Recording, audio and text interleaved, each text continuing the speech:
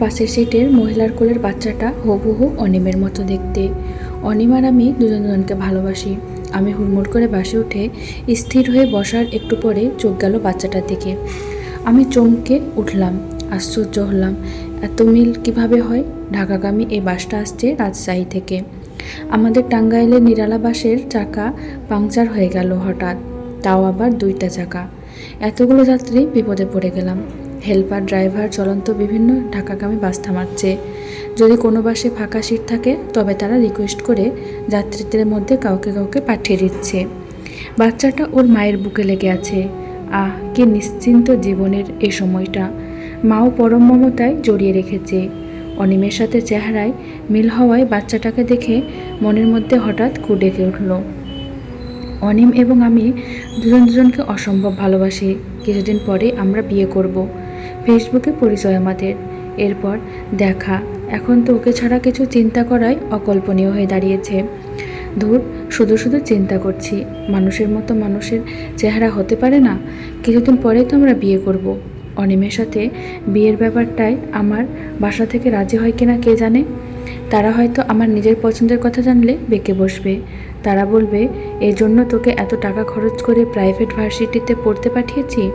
তাই আমি ভেবে রেখেছি, তারা না মানলে আমরা চুপি চুপি বিয়েটা সেরে ফেলব। তবে অনিম বিয়ের কথা উঠলে একটু গড়িমসি করে। সে সময় নিতে চায়। আসলে ও আর একটু গুছিয়ে নিতে চায়। ও খুব ভালো মনের মানুষ, আমার কোনো কাজে বাধা দিবে না। খুব মুক্ত মনের মানুষ ও। ওর মতো কাউকে জীবনসঙ্গী হিসেবে পেলে যে কোনো মেয়ে ধন্য হবে। বাচ্চাটা আমার দিকে তাকিয়ে হাসলো, হাসিটাও অনিমের মতো। আমি এবার মনোযোগ দিলাম মহিলার দিকে। খুব ছিমছাম আর স্নিগ্ধ, আমার চাইতে বয়সে বড় হবে। ভাবলাম তার সাথে আলাপ করি একটু। আমি কিছু বলার আগে মহিলা কথা শুরু করলো। নিজের নাম বলল হিমা, বাচ্চার নাম আদ্রিতা, বয়স 3 বছর। তার বাবার বাড়ি রাজশাহী। সে 1 সপ্তাহের জন্য বেড়াতে গিয়েছিল বাবার বাড়িতে। তার বাস স্ট্যান্ডে বাসে উঠিয়ে দিয়েছিল, আজ আবার নিতে আসবে বাস স্ট্যান্ডে। হাজব্যান্ডের অফিসে কাজের অনেক প্রেশার, ছুটি নেওয়ার জো নেই। তার শ্বশুরবাড়িতে যেতে পারেনি। আমিও আমার পরিচয় দিলাম, আমি আমরিন, ময়মনসিংহের মেয়ে। আমার খালামণির বাড়ি টাঙ্গাইলে। হঠাৎ খালামণির অসুস্থতার খবর পেয়ে দেখতে গিয়েছিলাম তাকে। খালামণি আমাকে অসম্ভব ভালোবাসেন। আমার কথা বলা শেষ হতেই হিমা অনর্গল কথা বলে যাচ্ছে। তাদের বিয়ে হয়েছে 5 বছর, খুব সুন্দর গোছানো সুখের সংসার। হাজব্যান্ডের প্রশংসা করতে করতে যেন মুখে ফেনা উঠে যাচ্ছে ওর। ওর কথা বলার সময় ওর চোখে যে দ্যুতি ছড়াচ্ছে তাতেই বোঝা যায় ও আসলে খুব সুখী স্বামী সংসার নিয়ে। ওর স্বামী এত ভালো, এত কেয়ারিং, সেটা বোঝাতে সে উপযুক্ত শব্দ খুঁজে পাচ্ছে না। কথা বলতে বলতে হিমার কল এলো। হিমা বলতে লাগলো, এত চিন্তা করো কেন? ঠিক আছি, আর খুব বেশিক্ষণ লাগবে না। তুমি অফিস থেকে ঘন্টাখানেক পরে বের হও। এত তাড়া? আমাকে খুব মিস করছো? আমি বুঝি করিনি? আচ্ছা, আদ্রিতার সাথে কথা বলো। বাচ্চাটা বলতে লাগলো, বাবা বাবা। বাচ্চাদের এই বয়সটা অনেক সুন্দর, এত কিউট লাগে। আধো কথা বলা বলতে বলতে আটকে যাওয়া মোবাইল রেখে হিমা বলতে লাগলো, আদ্রিতার বাবা একেবারে অস্থির হয়ে গেছে। এই কয়দিন ছিলাম না, প্রতিদিন 3-4 বার ভিডিও কলে কথা হতো, ঘন্টা বেরিয়ে যেত। মেয়ের সাথে তো কথাই শেষ হয় না। মেয়েও বাবা বলতে অজ্ঞান। দেখো কাণ্ড, আমি পেটে ধরেছি, আমি সব কিছু করি আর বাবার জন্য পাগল। দেখতেও হয়েছে একেবারে বাবার মতো। কেন আমার মতো দেখতে পারতো না বলো? আমার মনে এবার ভয় হতে লাগলো। এই বাচ্চা অনিমের নয় তো? মনে হচ্ছে আমি ডুবে যাচ্ছি। মনকে বারবার এ বলে সান্ত্বনা দিলাম, আমার মনের ভয় অহেতুক। হিমা আমাকে আলতো করে ধাক্কা দিয়ে বলল, ওই দেখো কি সুন্দর সরিষা ক্ষেত, চোখ জুড়িয়ে যায়, ইচ্ছে করে ছুঁয়ে দেখতে। আমার ভালো লাগছে না দেখতে। সবসময় প্রকৃতির এই সৌন্দর্য মনে সুন্দর অনুভূতি তৈরি করলেও এখন ভালো লাগছে না। হিমা পটাফট অনেকগুলো ছবি তুলল, টুক করে আমাকে সহ সেলফিও উঠালো। আমি অসম্ভব বিরক্ত বোধ করলাম। অনুমতি না নিয়ে কেউ এভাবে ছবি তোলে? সে আমাকে দেখাতে লাগলো ছবি কেমন হয়েছে। এই সময়ের ছবি ছাড়াও সে তাদের আগের ছবি দেখাতে লাগলো। এই দেখো বাবা মেয়ে। স্ক্রিনের দিকে তাকিয়ে আমি বোধ শক্তি হারিয়ে ফেললাম। এটা তো সত্যি অনিম। ও আমাকে যা বলেছে সব কি তবে মিথ্যা? কিভাবে অনিমের সাথে জড়িয়ে গেলাম? প্রথম থেকে শেষ পর্যন্ত ভাবলাম, কখনো একটুর জন্য মনে হয়নি ও মিথ্যে বলতে পারে। এত চতুরতা, এত বড় ধোঁকা। কিছুদিন থেকে সে বলে আসছিল আমাদের আরও কাছে আসা উচিত, আরও বোঝা উচিত। দুজনকে ভালোবাসি, হোটেলে একান্ত সময় কাটাতে সমস্যা কি? আমরা তো বিয়ে করবই। আমি বারবার মানা করেছি, বিয়ের কথা বলেছি, কিন্তু আমার মন একসময় ওর চাওয়ায় সাড়া দিতে চাইল। কথা ছিল 2 দিন আগে তার দেওয়া অ্যাড্রেসে আমি যাব রুম ডেটে, কিন্তু খালামণির অসুস্থতার খবর শুনে হঠাৎই যেতে হলো আমাকে।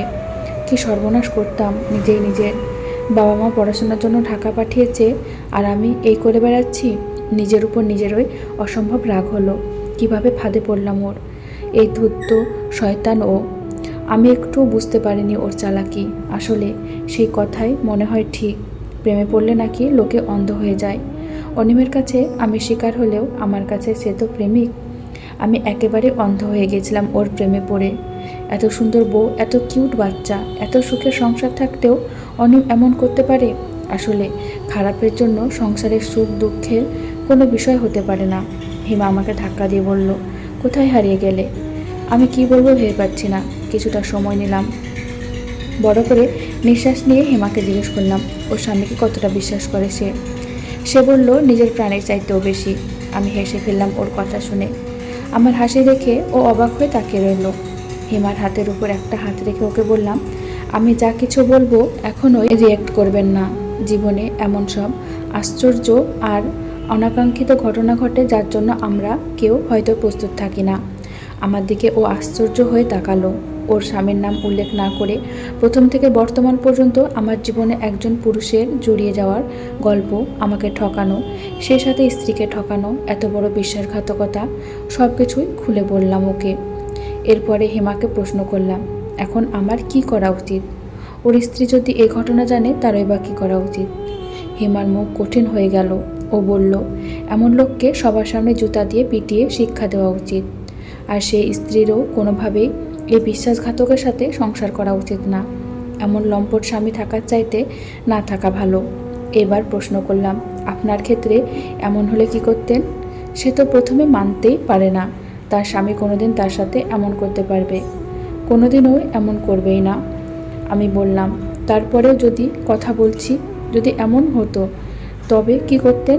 সে বলল, কোনোভাবে লম্পটের সাথে সংসার করতাম না। অনিম আর আমার ছবি বের করে আমার মোবাইলটা হিমার হাতে দিলাম। হিমার যেন কারেন্টে শক লাগলো। একবার ছবির দিকে আর একবার আমার দিকে তাকালো। আমি বললাম, আরও আছে দেখুন, সবগুলো কল লিস্ট দেখুন। 3 ঘন্টা আগে ওর সাথে কথা হয়েছে, ফেসবুকে অ্যাড আছে, দেখেন। অবশ্যই এটা হয়তো আর একটা আইডি ওর। একটু আগে যার কথা বলেছিলাম সে আর কেউ নয়, আপনার হাজব্যান্ড অনিম। সে তো আমাকে ধোঁকা দিয়েছেই, সাথে আপনার সাথে প্রতারণা করে চলেছে সব সময়। আমার তো মনে হয় শুধু আমি না, আরও অনেকের সাথে তার রিলেশন আছে। হিমা একেবারে স্তব্ধ হয়ে গেল। আদ্রিতা ঘুমিয়ে গিয়েছিল, এবার জেগে গেল। বাস স্ট্যান্ডে যখন বাস থামলো, আমাদের মধ্যে গভীর নীরবতা বিরাজ করছে। আমার মনে যে ঝড় বইছে বুঝতে পারছি, তার থেকে অনেক গুণ বেশি ঝড় বইছে হিমার মনে। তার এতদিনের সংসার, তার সন্তানের বাবার একটা মুখোশ আছে, আর সেটা এত কুৎসিত, এই সত্য তাকে কাঁপিয়ে দিচ্ছে। অনিম এগিয়ে এসে অদ্রিতাকে কোলে নিতে চাইলে হিমা দিল না। হিমার পেছনে আমাকে দেখে অনিম ভূত দেখার মতো চমকে উঠল। সে বুঝতে পারল তার এত লক্ষ্মী আর নরম বউটার এত কঠিন রূপ কেন। আমি শুধু বললাম, সত্যি কখনো চাপা থাকে না। ওর বাচ্চাটা জেগে না থাকলে কষে একটা থাপ্পড় লাগিয়ে দিতাম। হিমা সিএনজি অটোরিকশা দাঁড় করিয়ে উঠে পড়ল। অনিমের দিকে না তাকিয়ে শুধু বলল, আপার বাসায় চলে যাচ্ছি। কোনো লম্পটের সাথে থাকা আমার পক্ষে সম্ভব না। আমি রিক্সা নিলাম। ভাবতে লাগলাম, অনিমের মতো ধূর্তদের ফাঁদে পড়ে আমার মতো বোকারা সর্বস্ব খুঁয়ে ফেলে, অথচ সন্দেহ করার মতো অনেক কিছুই ছিল অনিমের মধ্যে। কত ঘটনায় শুনি, জানি, তবু কেন আমাদের মতো বোকারা সাবধান হয় না, সচেতন হয় না, টুপ করে গিলে ফেলি, টুপ সহজেই বিশ্বাস করে। হঠাৎ বয়ে যাওয়া ঝড়ো হাওয়ায় আমার মনে যে আবর্জনা জমেছে সেটাকে সম্পূর্ণ পরিষ্কার করে ফেলতে হবে দ্রুত। হঠাৎ খেয়াল করলাম আমার চোখ থেকে পানি পড়ছে। অপাত্রে ভালোবাসা নিবেদন করেছিলাম যে।